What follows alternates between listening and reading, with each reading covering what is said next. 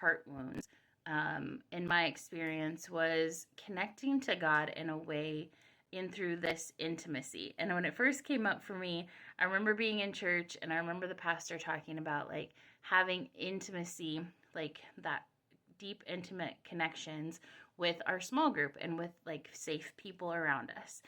And I had never experienced like emotional or heart intimacy with people in the same way.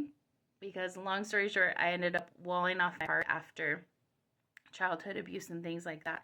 And I didn't know how to let those walls down. And it wasn't until God really like showed me what it looked like. And then he invited me into this process of learning how safe he is and how I could allow him to see those places of my heart. And now that was very vulnerable for me in the beginning. I cried a lot. I was really afraid to let God into, into me, you see. Like, I just felt so much shame and so much pain.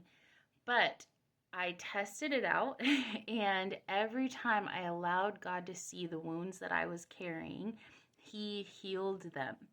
And so for me, I always talk about I had moments of radical healing where God just broke in and in an encounter was like, this part of you is healed. And then I had seasons where the same wound was so deep in me that he's like, we're going to heal this again. We're going to bring more healing and more healing and more healing.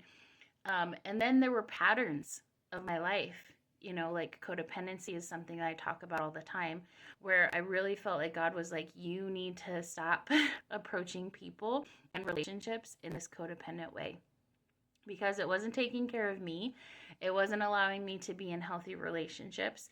And that process helped heal wounds of my heart. So if you're looking for that, or if you're resonating with, I have all these heart wounds and pain and I don't know what to do with it, I would encourage you that God is already knocking on those places of your heart and saying, like, I can heal this with you if you just let me into those places. And I promise you, even though it's scary, it's the best thing that you can do in your life.